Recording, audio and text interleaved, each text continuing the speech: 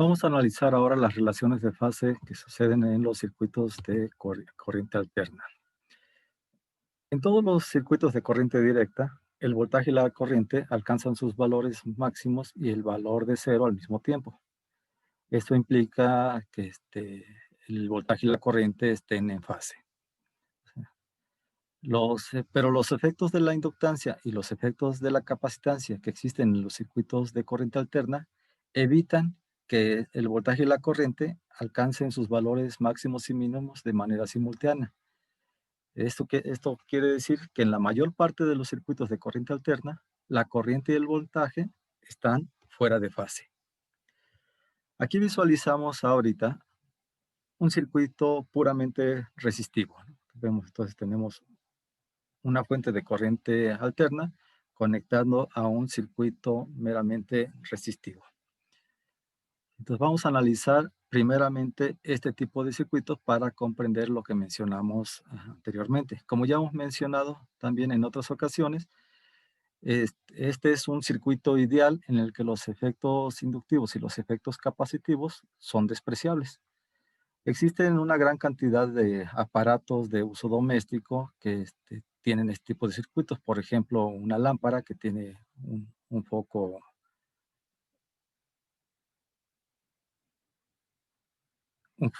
una lámpara que tiene un foco incandescente.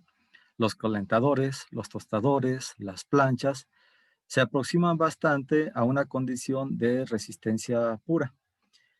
En este caso, o sea, cuando conectamos solamente este tipo de aparatos, el voltaje instantáneo y la corriente están en fase, lo cual implica que las variaciones dentro del voltaje darán por resultado variaciones en forma simultánea de la corriente.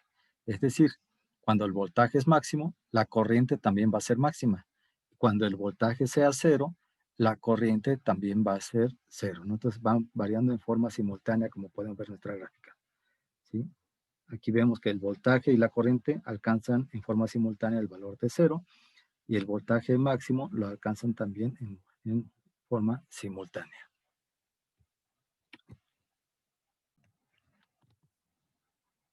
Ahora consideremos un circuito puramente inductivo y vamos a ver la relación de fase entre la corriente y el voltaje.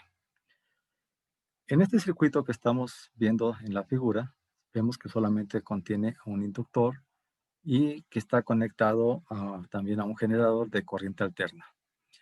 Ya anteriormente, en temas anteriores, se ha visto que la presencia de una inductancia en un circuito cuya corriente está cambiando con una razón de delta I con respecto a delta T, origina una fuerza contraelectromotriz dada por la expresión E igual a menos L delta I en delta T, ¿sí? La cual retarda el momento en que la corriente pueda alcanzar su valor máximo. Como podemos apreciar nosotros aquí en la curva de la figura, el voltaje llega a un valor máximo, mientras que la corriente tiene un valor de cero. Cuando el voltaje llega a un valor mínimo, la corriente tiene un valor máximo.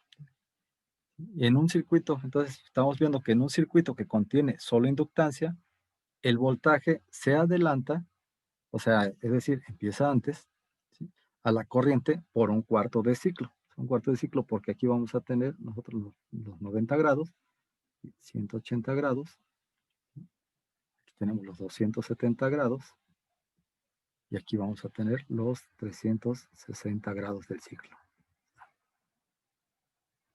Entonces recordemos, en un circuito inductivo puro, como podemos ver en la gráfica, el voltaje se está adelantando a la corriente por 90 grados.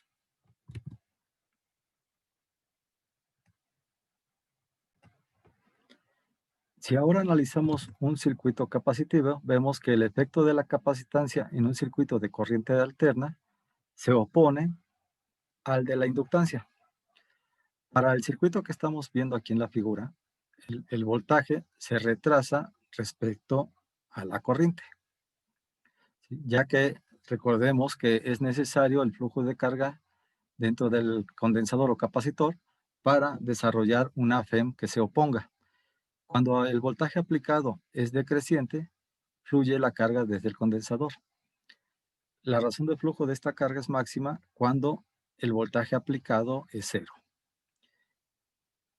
Entonces, recordemos, entonces, en un circuito que contiene capacitancia pura, el voltaje se retrasa con respecto a la corriente por 90 grados. Esto significa que las variaciones en el voltaje se presentan un cuarto de ciclo después que las variaciones en la corriente.